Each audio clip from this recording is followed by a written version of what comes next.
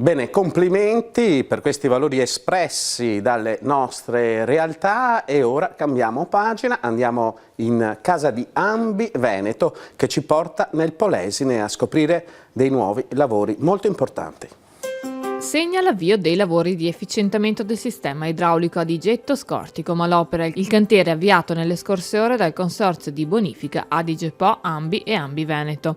Un tema, quello della gestione idrica, da sempre al centro dell'attenzione della regione e dei consorzi di bonifica. Di certo abbiamo dimostrato con l'ultima alluvione che le opere realizzate sono servite e hanno messo in sicurezza città come Vicenza, parte del Padovano, quindi avanti ancora con le opere. Questa è un'opera importante, un'opera strategica, ma soprattutto è un'opera che dimostra quanto sia la capacità dei consorzi di bonifica nel realizzare degli interventi. Stiamo rispettando come Ambi e come mondo dei consorzi di bonifica le tempistiche dettate dal PNRR, che non sono sicuramente scontate. Ci auspichiamo che anche la realizzazione dei lavori riesca a rispettare quell'iter che ci permette di collodare in tempo per terminare le opere in tempo utili. Un'opera preziosa anche dal punto di vista idraulico per la sicurezza di 10 comuni, oltre che dal grande valore paesaggistico e ambientale. È un canale artificiale, un tempo naturale che fornisce acqua a 50.000 ettari di superficie, quindi porta l'acqua come risorsa principale a un'agricoltura importantissima come quella di questo territorio. Il nostro Polesine, che per gran parte del territorio si trova sotto il livello del mare,